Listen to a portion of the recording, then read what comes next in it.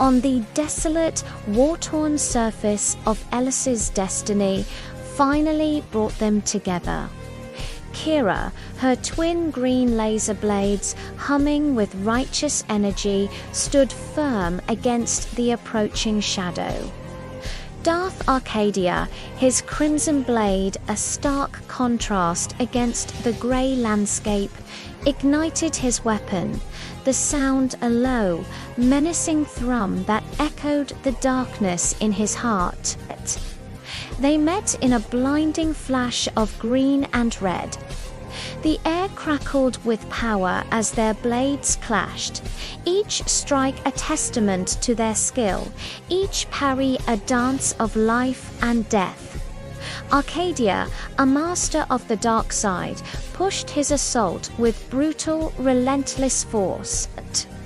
But Kira was his equal.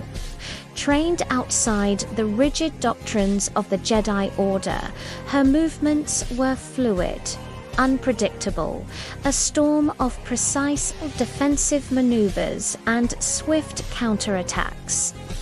She was not just deflecting his rage. She was answering it. Arcadia grew more aggressive, his attacks becoming a furious torrent. He saw an opening and, with a powerful twist, sent both of Kira's laser blades flying from her grasp. They deactivated as they hit the dirt, leaving her defenseless. For a moment, the galaxy held its breath. Arcadia stood over her, his red blade poised to strike, but he hesitated.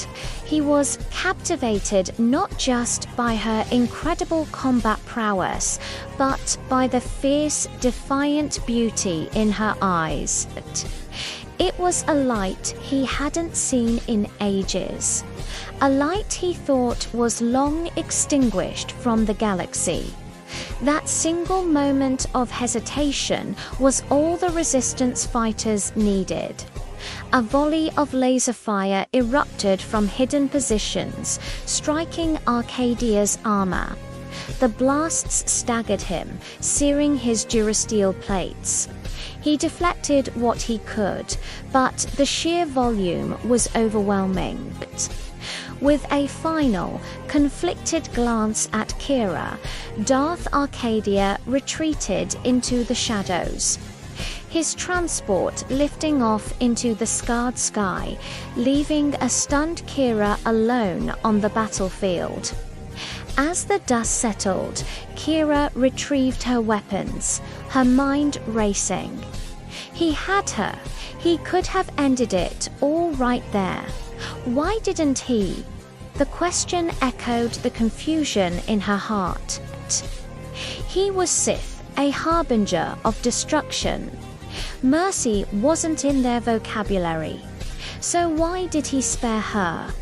Later that night, in the quiet solitude of her quarters, a shimmering blue light began to form. The ethereal figure of a Jedi Master materialized before Haraka's former master.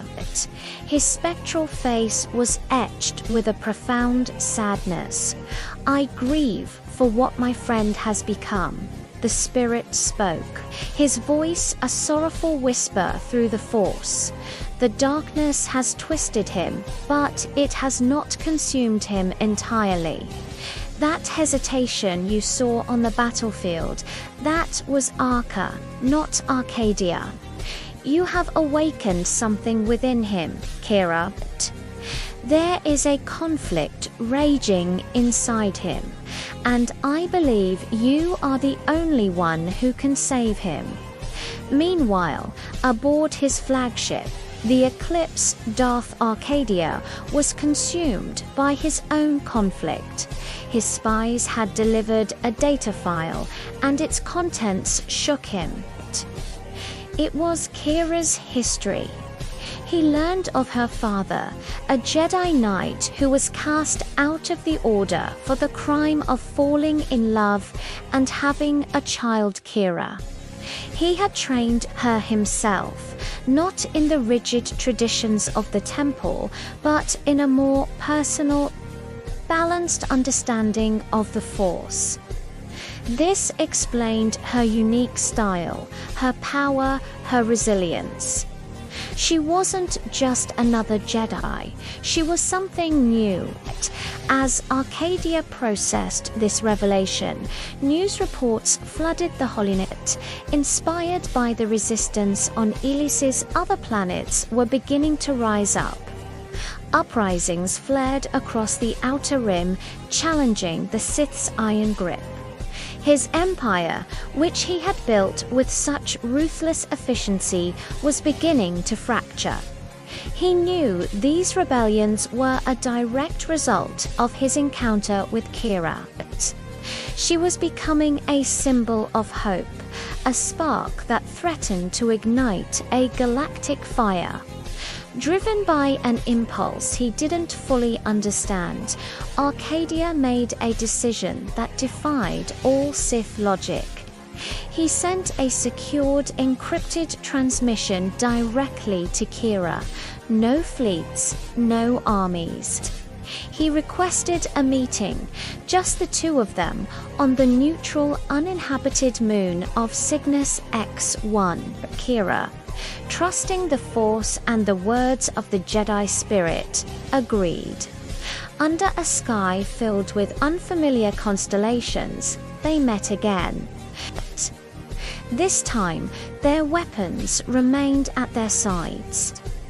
"Join me, Kira," Arcadia said. It was a tempting whisper. "Your father was cast out by the Jedi for embracing what was natural. They are flawed, weak.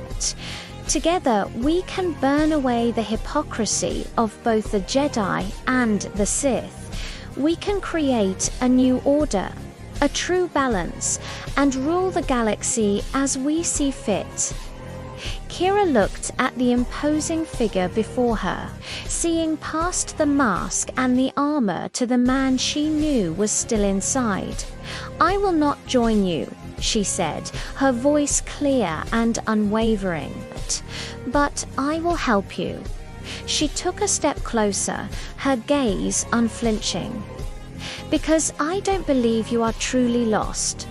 Arca, hearing his old name, a name he hadn't heard in years, caused an almost imperceptible flinch. For the first time, Kira saw a glimmer of the man he once was, a flicker of light buried deep within the all-consuming darkness of Darth Arcadia. She knew then that the Jedi Master was right. There was still good in him, and she would not rest until she brought him back into the light.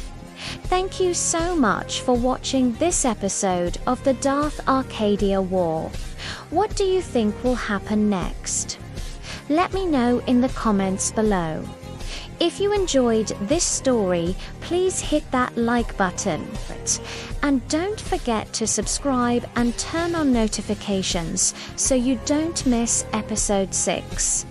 Until next time, may the Force be with you.